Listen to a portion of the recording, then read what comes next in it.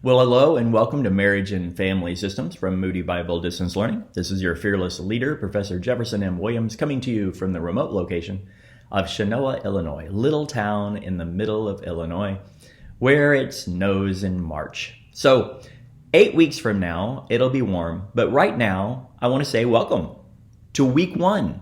Forget that. Day one.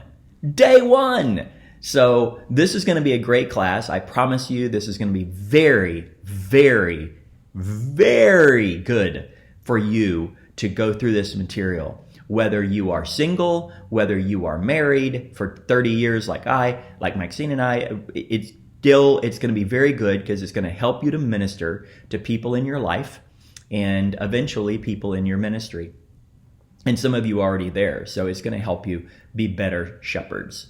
And that's really my whole thing. I want you to be better shepherds of the sheep. So we are going to have 2 discussion questions this week, which is an odd thing. I don't think any other Moody classes have that. But the first one is simply this: what do you hope to learn from this class? I'm not going to answer those. I'm not going to respond to those. I'll read them all, but I'm not going to respond to them all. But the second one, I will. The second one is you're going to be talking, read Chediak. Don't read it. Skim it. There's 5 major ways of looking at finding a mate. So just see that you know those. And then is there one that you think is more biblical? Is there one you think is less biblical? Is there one you think is more effective? and with all the, Joshua Harris apostatizing, and he wrote I Kiss Dating Goodbye and then apologizing that he ever wrote that. And then now he's not a Christian and all this crazy stuff that's going on. How do you find them? I mean, how does that work? Is there a way to find a mate? I was in Memphis. I was in grad school. I had just gotten saved. I had a friend group. I had a serious girlfriend.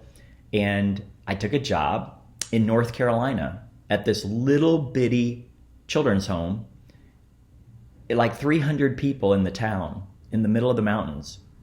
And I came from Memphis. There's a little redheaded girl that had just come back from Thailand on a mission trip, and she was in Atlanta, saw the same ad, and ended up in the same little town. And so that's 30 years late, almost 30 years later, Maxine and I are still rolling together. So that's how it happened for us. I want to encourage you during this time, and I know that here, everything's shut down, everything.